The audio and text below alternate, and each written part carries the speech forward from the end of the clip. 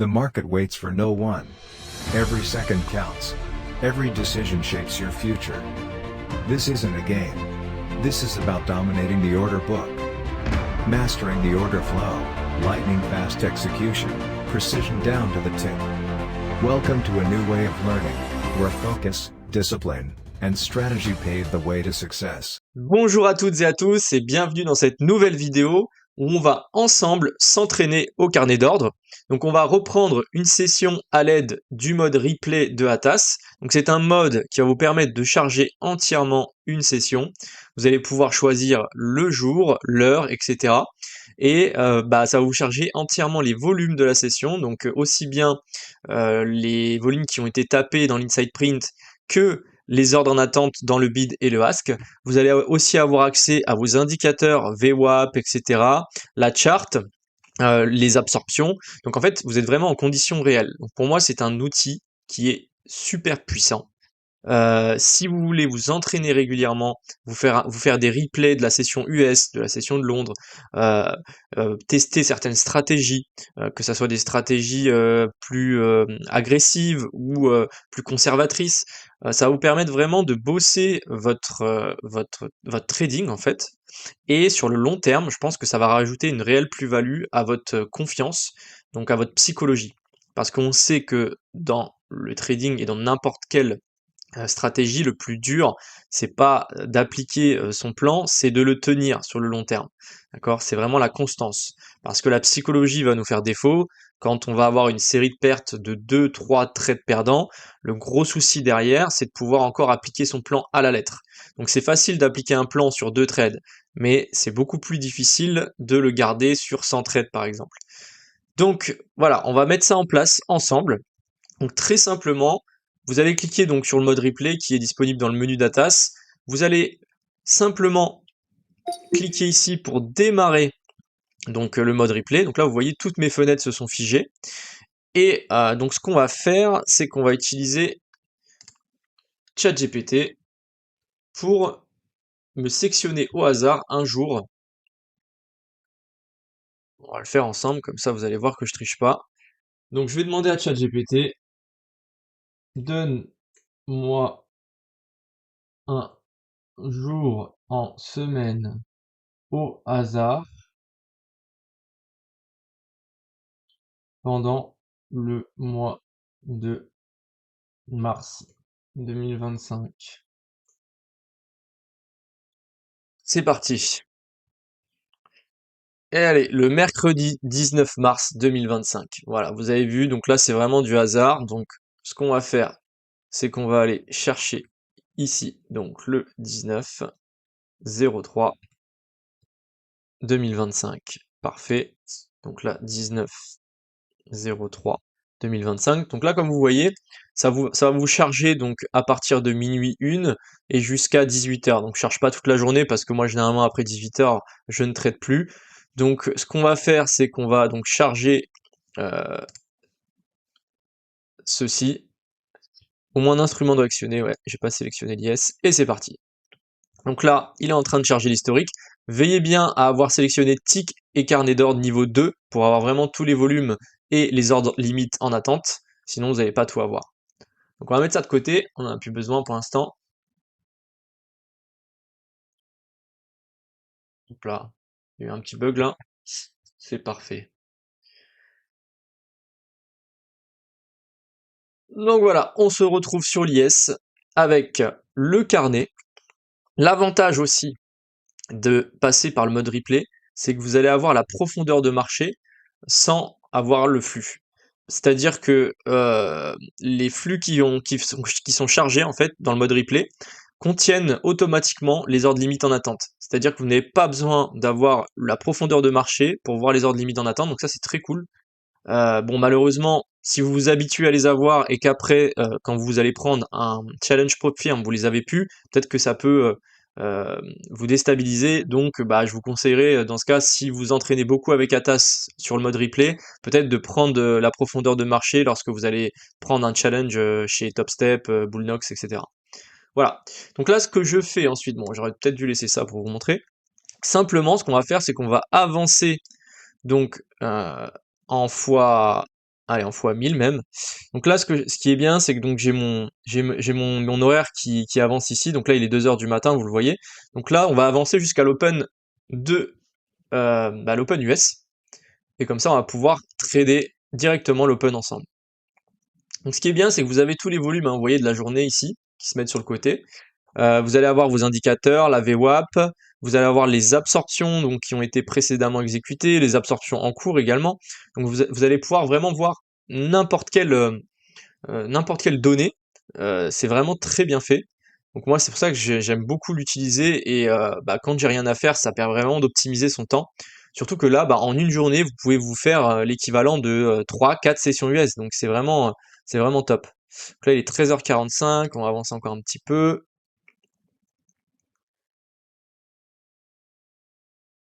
Hop, là il est quelle heure? Hop là. Il est quelle heure là? Hop, hop, hop, non c'est bon, je suis encore dedans. Donc là on va réduire un petit peu, on va se mettre en 250. Hop. Ah bah non, c'est vrai qu'on ouvre à 14h. Hop, hop, hop. C'est pas grave, on va le prendre comme ça. Allez, c'est parfait. C'est vrai que c'est 14h30, c'est plus 15h30. Hop.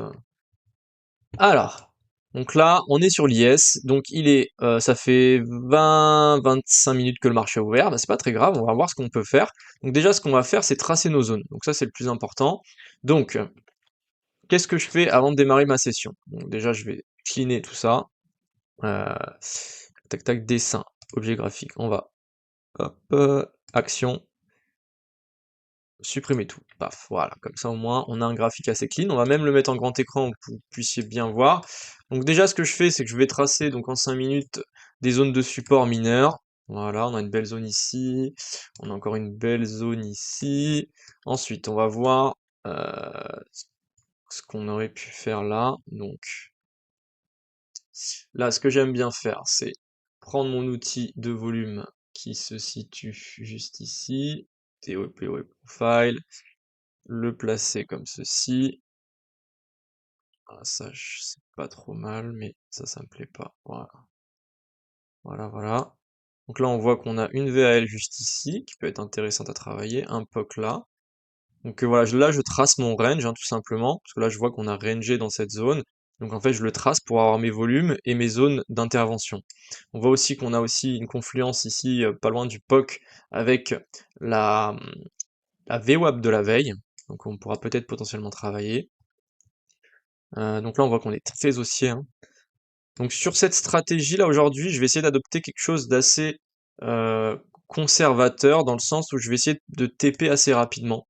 Donc de prendre des profits agressivement.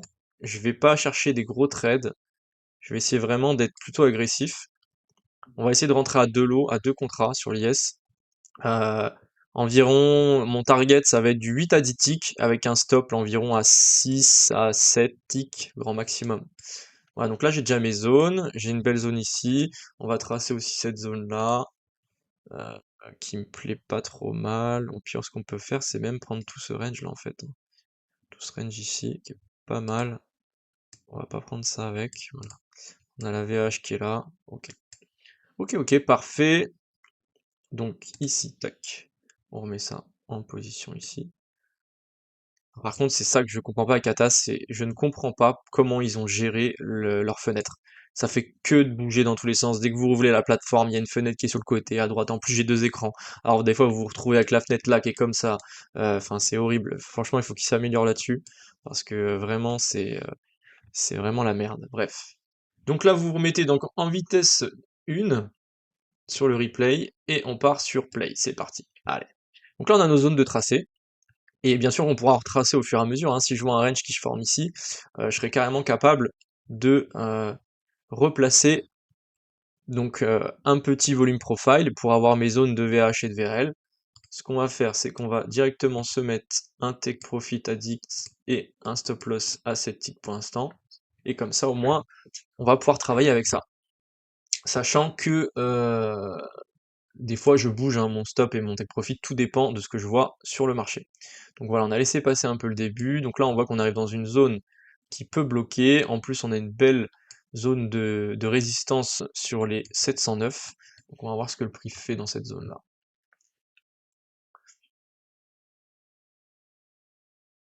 Voilà, ce qui est important là, bah, déjà, c'est de se concentrer déjà sur nos zones, parce que nous, ce qu'on veut, c'est de pas intervenir nulle part. Là, on voit qu'on a une belle zone qui est en confluence avec euh, la VAL en plus, la VAL de ce range, donc double confluence.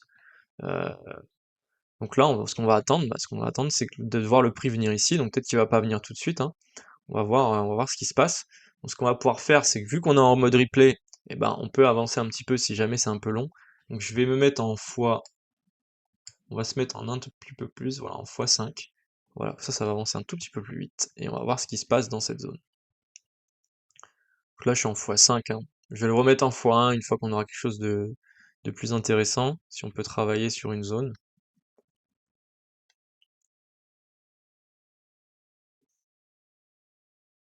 Donc là, on voit qu'on commence déjà à combler donc cet order block qui a initié un fort mouvement à la baisse.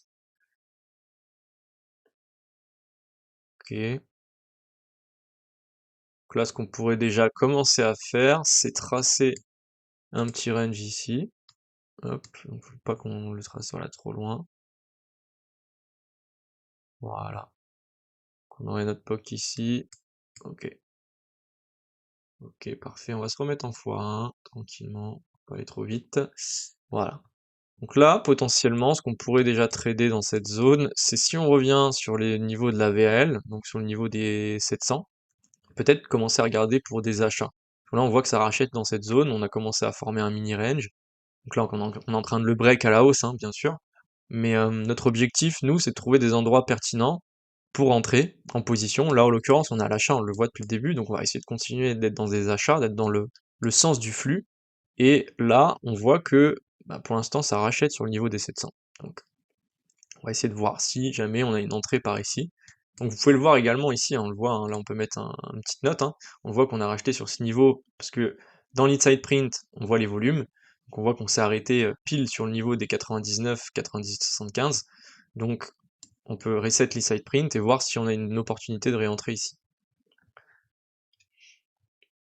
Voilà. Et ensuite, si jamais je dois shorter, qu'est-ce que j'aurais envie de shorter? Bah, potentiellement, peut-être le refus de cette zone de résistance, si je vois une confirmation.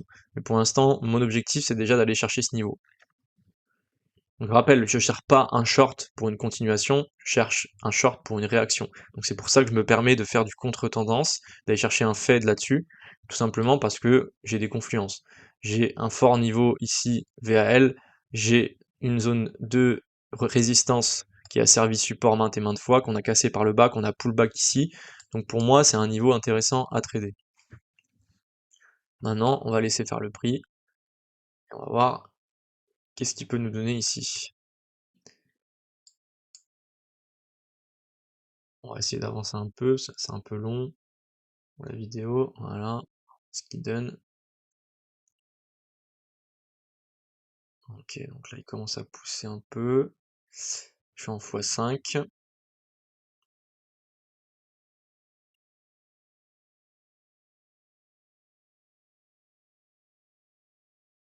Voilà, là on veut vraiment rien faire, parce que tant qu'on est ici, là on peut pas, là on arrive dans notre zone d'intérêt. Voilà, là je vais réduire un petit peu. Et là, qu'est-ce qu'on voit ici au carnet? Peut-être été un peu vite là. Non, on va voir. Alors, là ce que j'aimerais, c'est quand on va arriver sur cette zone, une absorption claire au carnet. Donc là, pour l'instant, on a toujours des acheteurs. On voit que le prix pousse. On piège encore les vendeurs ici sur les 706. Donc pour l'instant, l'absorption n'est pas confirmée. Et j'aimerais bien qu'on absorbe, qu'on réintègre la VH pour aller potentiellement chercher un petit fade. Que j'accompagnerai tranquillement. Donc je rentrerai en position. Et si jamais il part dans mon sens, bah, j'irai tout simplement suivre le prix avec mon trade, avec mon stop loss, pardon.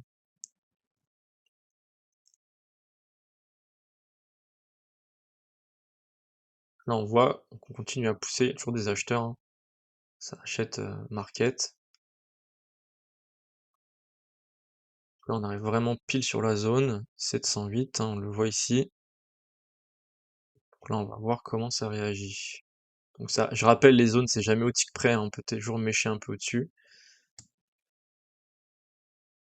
Là, on voit qu'on casse la zone. Donc là, on va peut-être s'intéresser pour un pullback. Le pullback, c'est simple, on va attendre d'avoir une confirmation ici, une mèche qui viendrait chercher donc la zone des 708 pour potentiellement rentrer à l'achat. Parce que c'est des zones, quand on les casse, on peut très bien aller chercher un achat. Parce que ça veut pas dire que c'était une zone de résistance que on peut que la trader en short. On peut très bien ici aller chercher un achat, étant donné qu'on a cassé ce range ici, et que ça serait un pullback sur la VH, ça serait très logique d'aller chercher donc une continuation. Alors, on va voir ce qui se passe. Donc on va se noter le niveau des 708 par ici. Voilà, donc là on a le petit pullback, et maintenant on va regarder la confirmation. Est-ce qu'on a une confirmation ici? Ok, donc on revient dessus. Ok, donc là pour l'instant j'ai pas ma confirmation, 707,50. Ok, ça c'est pas mal ça. Allez, Order on va place. tenter ici. Il m'a pas pris. Ah, il va peut-être me prendre ici. Allez, je remonte. Ok, Order je suis place. dedans. Donc là je suis dedans.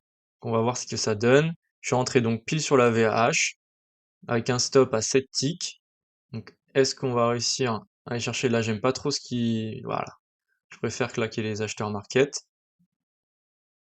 Voilà, super. Donc là, ça part dans mon sens. Je vais commencer à sécuriser 2 ticks en Order moins. place. Parfait. Order Hop, place. je vais mettre ABE. Order place.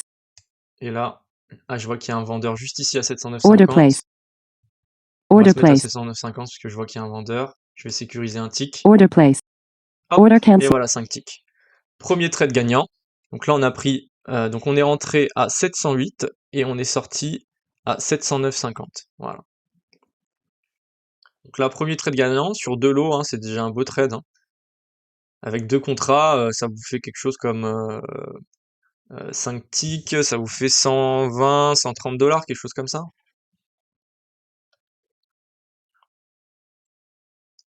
Donc là, premier trade gagnant.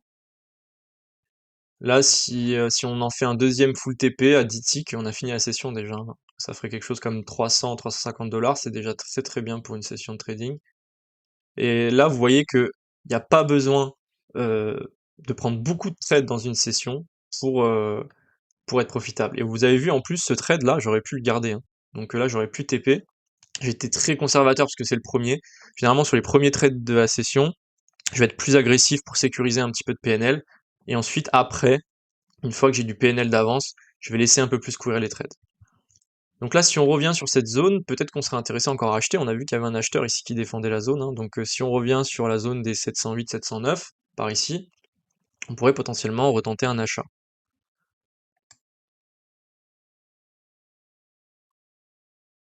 En tout cas, voilà, c'est la zone de support à l'heure actuelle qui tient.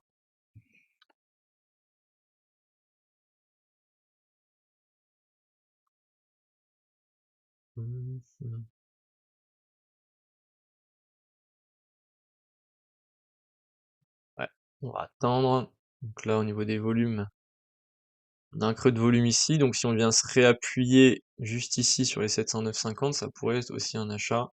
À voir ce qu'on fait dans cette zone.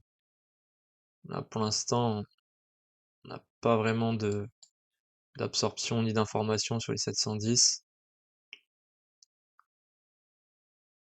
Ok, donc là, on revient chercher plus bas.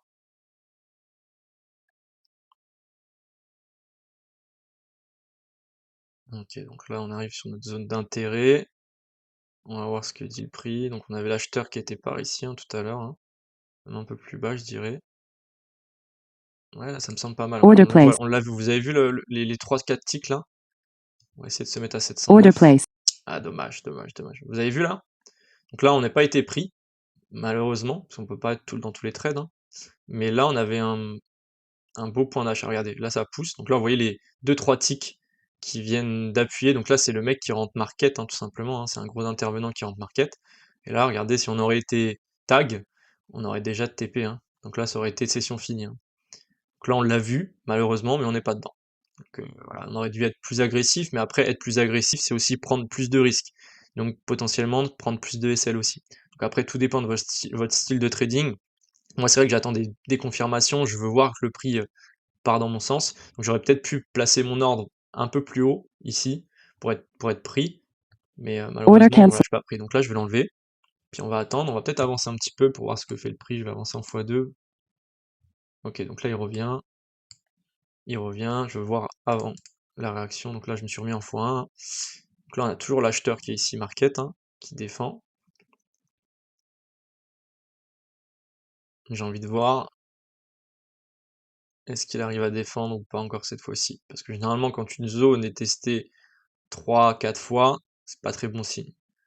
Au bout d'un moment, ça peut briquer, parce qu'on accumule tout simplement bah, beaucoup de stop loss en dessous du prix, donc on va avoir tendance à mécher. Donc c'est pour ça qu'il faut faire attention. Sur un range, c'est la même chose, hein, quand on vient tester un range 3, 4, 5 fois, on a beaucoup de stop loss qui s'accumulent, donc des promesses de vente ou des promesses d'achat, ce qui fait que le prix aura de l'intérêt à venir travailler ces zones. Bon bah regardez, on aurait pu la travailler plusieurs fois cette zone, hein. Vous avez vu le nombre de fois les 708 là?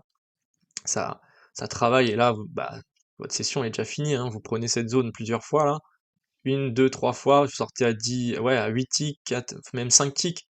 Vous avez fait votre beurre, hein. Vous avez fait votre beurre. 707, OK. Là, si je dois racheter, ça serait plutôt sur le creux de volume, là, dans les 706, donc par ici, là, hein. J'aime bien là, ce creux de volume, si on vient le travailler et qu'on rejette. Si on vient travailler là, les 706 et qu'on réintègre, ça serait un bon niveau. Donc là, je vais reset mon inside print, on va laisser faire tranquillement. Allez, on va voir ce que ça dit. OK, donc là, on pousse, on arrive, on teste les 706. Ici, il y a un rejet. OK, ça c'est pas mal. Est-ce qu'il y a assez d'acheteurs? Ça me plaît quand même, hein. Est-ce que je le tenterai pas? Allez, 707. Ah, je suis un peu faiblard là sur ce coup-là. J'aurais dû être un peu plus agressif parce que là, j'aurais déjà pu sécuriser des gains. Bon, ouais. Ah, voilà. Bon, c'est dommage, hein. Mais au moins, vous voyez en live comment j'analyse mes prises de décision. Je l'avais dit, hein, les 706, creux de volume. Là, ici, on a un volume derrière, donc ça veut dire que c'est les derniers acheteurs qui ont poussé le prix. Donc c'est pour ça qu'on réagit dessus. Et vous voyez comment ça réagit? Donc là, il y a vraiment voilà, des setups assez clairs à prendre et à mettre en place. Donc malheureusement, on n'est pas dedans, mais c'est juste pour vous montrer, voilà, c'est un exemple, hein. Moi, je fais ça à titre pédagogique.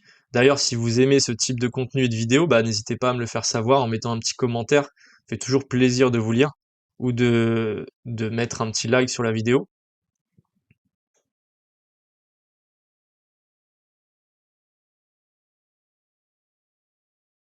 Et si on revient sur les 707 et que j'ai une confirmation, je vais peut-être retenter un achat parce que pour l'instant, les acheteurs ont la main.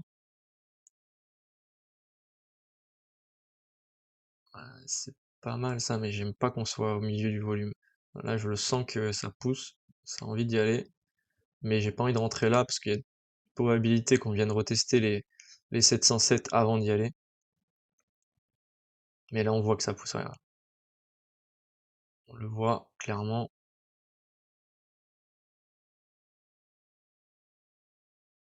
Est-ce que je le tente ou pas? Hmm. Eh oui, encore une fois, on n'est pas dedans. Et vous voyez la lecture? Donc ça viendra avec le temps, hein. Je sais que c'est pas forcément facile au premier abord, mais il faut habituer vos yeux, et c'est justement avec cet outil de replay que vous allez habituer vos yeux à reconnaître des patterns. Voilà, c'est pour ça que je suis pas rentré, parce que je pensais justement qu'on allait revenir dans les 707, et là, ici, peut-être qu'on aurait potentiellement quelque chose de sympa. Ok, donc là on casse, 706 ça réachète, mais ça se fait absorber direct, donc pour l'instant il n'y a pas vraiment de conflit.